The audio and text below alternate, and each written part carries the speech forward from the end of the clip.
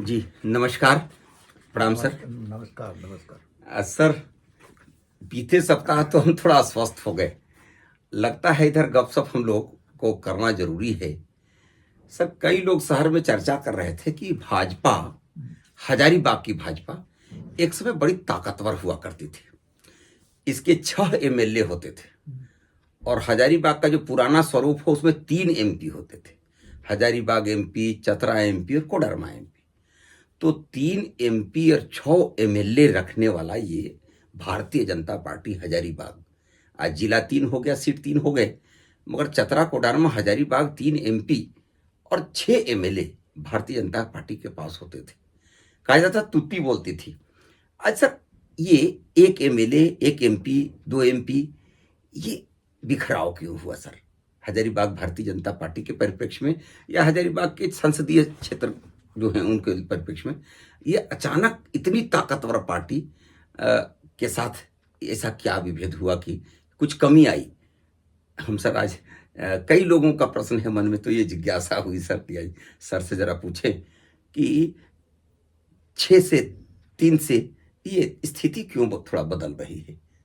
देखिए सुबोध जी, आप जब इस प्रश्न को आप उठाए हैं तो हमको बताना पड़ेगा जी कि एक समय जी जी भारतीय जनता पार्टी, जो पहले जनसंघ के नाम से जाना जाती थी, जी जी जी उसका इलेक्ट्रल परफॉर्मेंस 0 था। अच्छा। संगठन थे, कुछ लोग संगठन में थे, जी जी लेकिन चुनाव का नतीजा जी कभी भी जनसंघ के पक्ष में जी नहीं आया। जी इसका क्या कारण था? इसका 2 कारण था। जी एक कारण था कि पहले यहाँ एक क्षेत्रीय पार्टी हुआ करती थी, राजा रामगढ़ की, ओ राजा राम कामाख्या नारायण सिंह। कामाख्या नारायण जी सिंह जी की, जो जनता पार्टी के नाम से जी जी जानी जाती थी। मैंने देश को सर दूसरा विकल्प कांग्रेस के बाद जो जनता पार्टी शब्द है वो हजारीबाग की देन है। हजारीबाग की देन है। देखिए क्या धरती है हजारीबाग की, क्रांतिकारी धरती।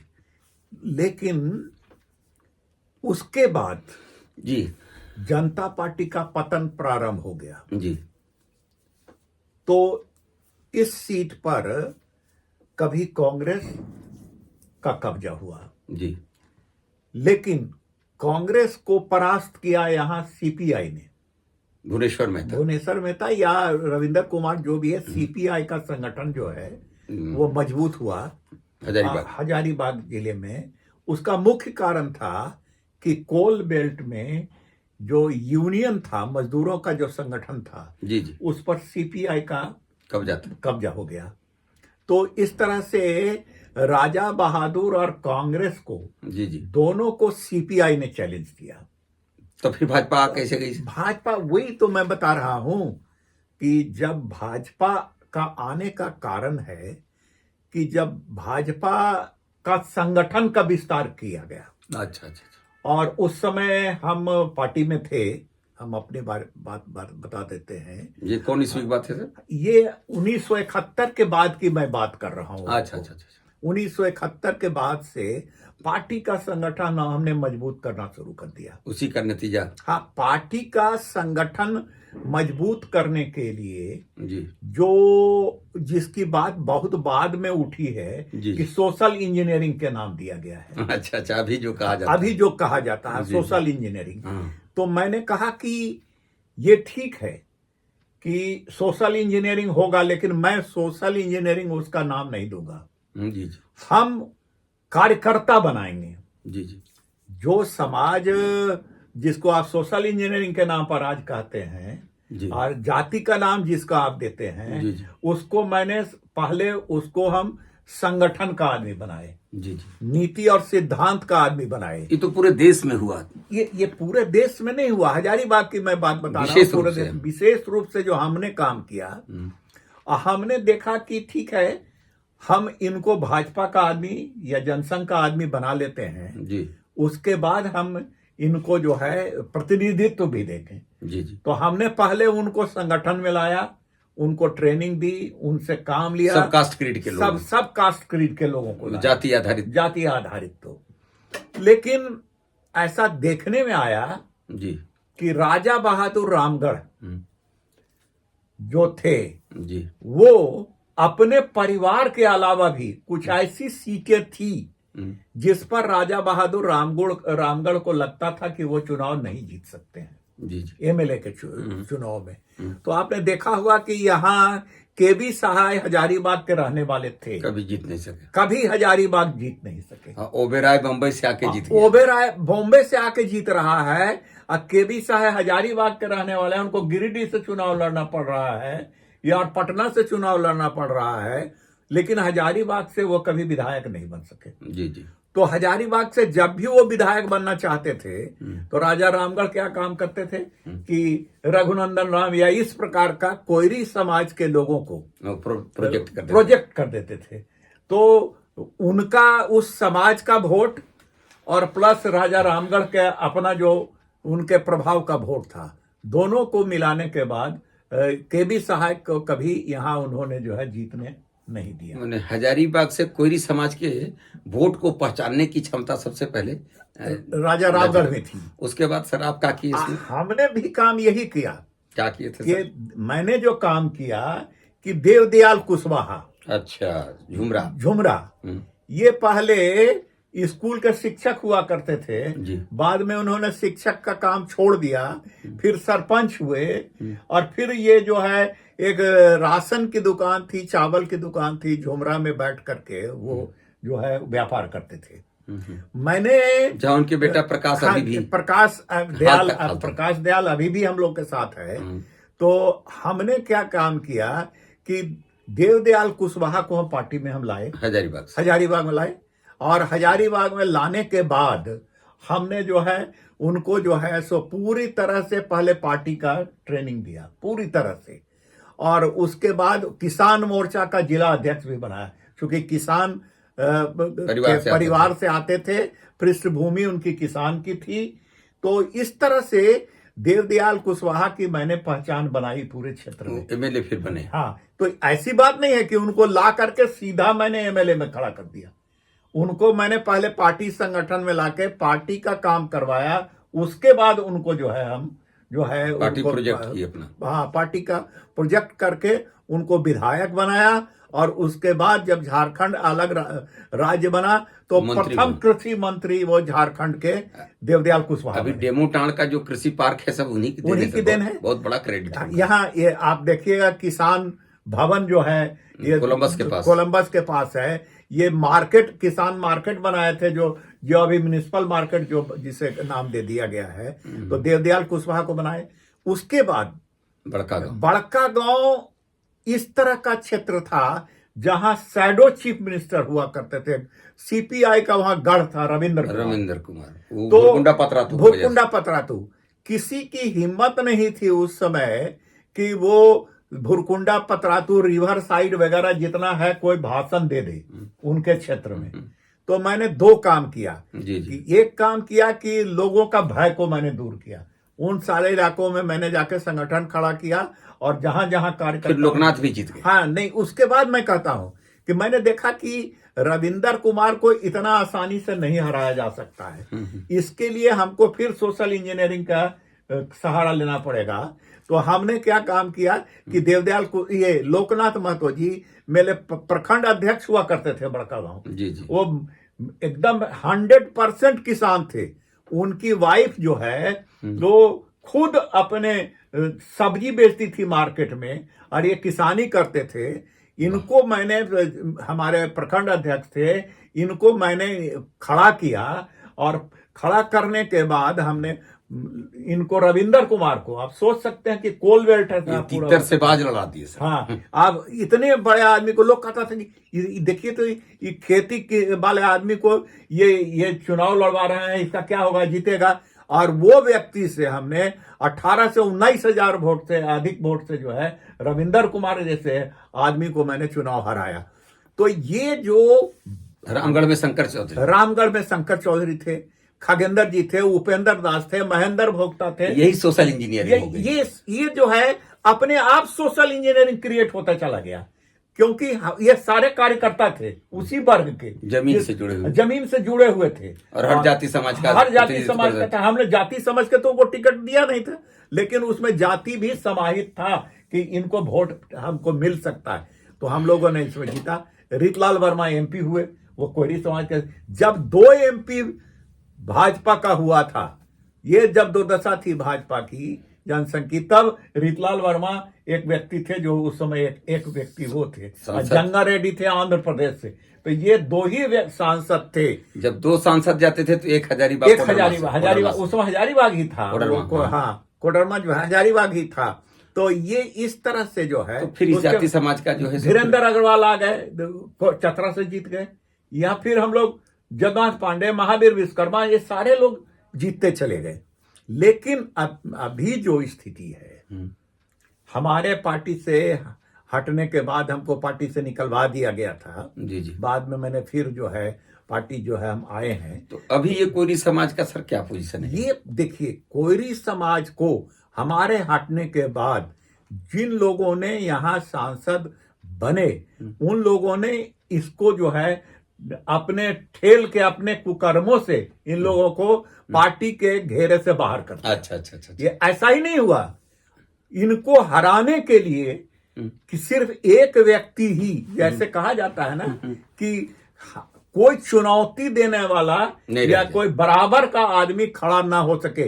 इस सिद्धांत के आधार पर भारतीय जनता पार्टी ने जब राजनीति हजारीबाग में दूसरे लोग शुरू किया, यहां तक हुआ कि देवदयाल कुशवाहा को बेइज्जत किया गया, उनके ऊपर ढेला पत्थर पिटवाया गया, लोकनाथ महतो को हराया गया। यह जो अभी जो कांग्रेस में चला गया है आपका बरही का ये विधायक, जो क्या नाम है, नहीं अकेला यादव उस समय भाजपा का विधायक हुआ करता था, उसको हराया गया। शंकर चौधरी को हराया गया। खगेंद्र जी यहाँ के पॉलिटिक्स से ऊब करके जो है वो भाग करके संन्यास ले लिए। मैंने सारे बड़े पैरों को हटा के एक सांसद हजारीबाग से भाजपा के रह गए। इसी तरह से मनीष जायसवाल वो आया और वो सरवाइव कर गया। अच्छा, अब ये आश्चर्य है कि मनीष जायसवाल जो है कैसे सरवाइव कर गया है इस तरह की राजनीति में। तो हम मानेंगे कि हाँ, उसने जरूर कुछ ऐसा काम किया होगा जिसके कारण वो परास्त नहीं हो सका, वो सरवाइव किया। मैंने हजारीबाग के जो स्थापित राजनीति की थी उनको किनारे कर दिया और बीजेपी से एक सांसद से होने लगे, बाकी सब समझौता हो गया। समझौता दूसरे दल के उसका कारण था कि विरोध नहीं, बल्कि कोई ऐसा हमारे बराबर लोग न रहे। मतलब कोई ऐसा, ये बात जसवंत बाबू पर जा रही है। अब जो भी जाए, क्योंकि सांसद तो ही रहे। तो सर हमको यहाँ जरा रुकिए, इसका मतलब कि भाजपा ने हजारीबाग में 6 विधायक और 3 सांसद के जगह पर एक ऐसा मोटा बरगद लगाया कि सारे छोटे छोटे एमएलए को किनारे लगा के दूसरे दलों के लोगों से समझौता कर लिए, और आज वही समझौता इंडिया अलायंस में उनको काम आ रहा है। चलिए सर, अब हमको जरा सा ये जाति समीकरण की कुछ आप बात कर रहे थे सर, तो अभी चुनाव में तो मनीष नजर आ रहे हैं और बाकी लोग तो जाति आधार पर जो कर रहे हैं, तो ये हमको कुछ बात जच नहीं रही सर। हजारीबाग तो बड़ा ब्रॉड सोच का ऐसा है कि जाति के नाम पर सिर्फ एक नेता है बिहार और झारखंड में जो अपने जाति पर के वोट को कमांड करता है। अच्छा, वो है लालू यादव। अच्छा, और बाकी कोई नहीं? बाकी कोई ऐसा नहीं नेता है जिसका प्रभाव अपने जाति पर पूर्णतया। तो यहाँ जो अभी कोयरी कुर्मी समाज का जो चल रहा है, तो इसमें तो कहाँ जाएगा ये समाज? कुछ जेएमएम में है, कुछ जेबीकेएसएस में है, कुछ आजसू में है, अब कुछ कांग्रेस में भी होगा। तो ये 4 टुकड़ों में तो सर इनका फिर अस्तित्व ऐसा है। सुबोध जी, हम देखिए पॉलिटिकल साइंस के तुरंत तो ये बीजेपी छोड़ेंगे नहीं। हम जो है राजनीति विज्ञान के प्रोफेसर हैं और मैं जानता हूं कि जात की पॉलिटिक्स को पावर के पॉलिटिक्स ने काटा है। अच्छा, ये पावर शेयरिंग की बात हो रही है जी। ये जाति की बात नहीं हो रही। आप जो जाति की बात कर रहे हैं, तो पावर शेयरिंग किसको मिलता है जी। मतलब आज सत्ता में हमारी भागीदारी होना चाहिए जी। क्योंकि सत्ता आज ऐसा एक माध्यम बन गया है जिससे लोग व्यक्तिगत कल्याण ज्यादा कर रहे हैं। तो व्यक्तिगत कल्याण के हेतु लोग जाति को एक्सप्लॉइट कर रहे हैं, जिससे कुछ जाति लाभ- का नाम ले रहे हैं। तो इससे क्या फायदा है कि पार्टी की पॉलिटिक्स नहीं करके एक शॉर्ट पॉलिटिक्स जो जिसको खुश्की रास्ते की तो सर राजनीति एक करते हैं। जाति की राजनीति करके, और जाति तो कई जगह बटी हुई है। बताए कि जो इतने दिन तक भारतीय जनता पार्टी में रहे उससे भी हट लगने हो सकते हैं इस समाज के लोग।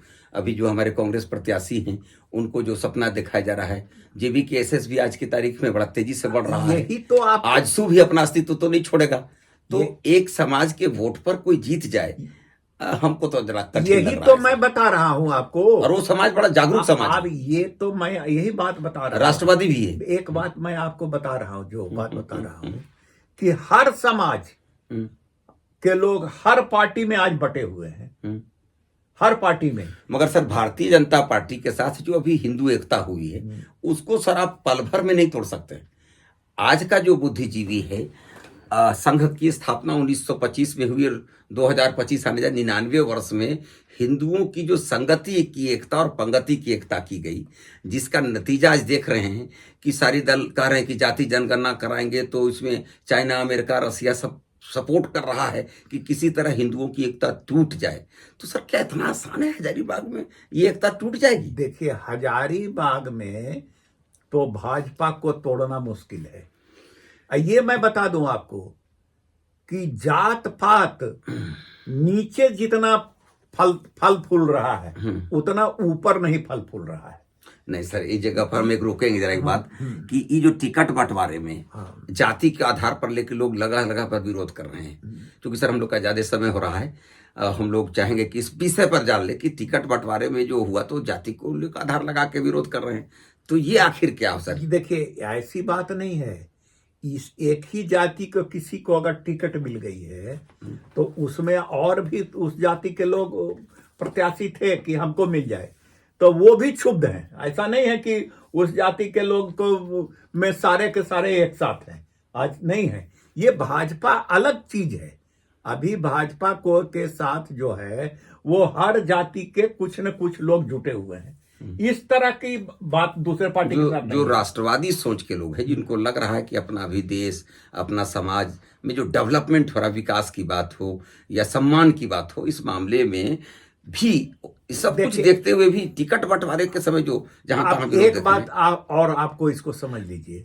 आज देश जाति पाति से स्ट्रांग नहीं हुआ, जात पात करने से स्ट्रांग नहीं हुआ, एकता से हुआ। देश दो चीज से हुआ, एक आर्थिक उन्नति और दूसरा एकता। तो आज जो एकता जो भारतवर्ष के लोगों को दिखाई पड़ी, वो एक ऐसे राष्ट्रीय नेता का नेतृत्व आया जिसने दोनों चीज का काम किया। देश की में एकता ला करके, देश की आर्थिक उन्नति ला करके हिंदुस्तान को एक शक्ति, एक पावर के रूप में उसने जो है स्थापित कर दिया। और ये कारण है कि आज जिस तरह से विश्व स्तर पर भारत का नाम हुआ है, ऐसा पहले कभी नहीं। सर आप गौर कीजिए कि कल तक 15%, 20% वोट रखने वाले अल्पसंख्यकों के बिना कोई एमएलए एमपी बनने की कल्पना नहीं करता था।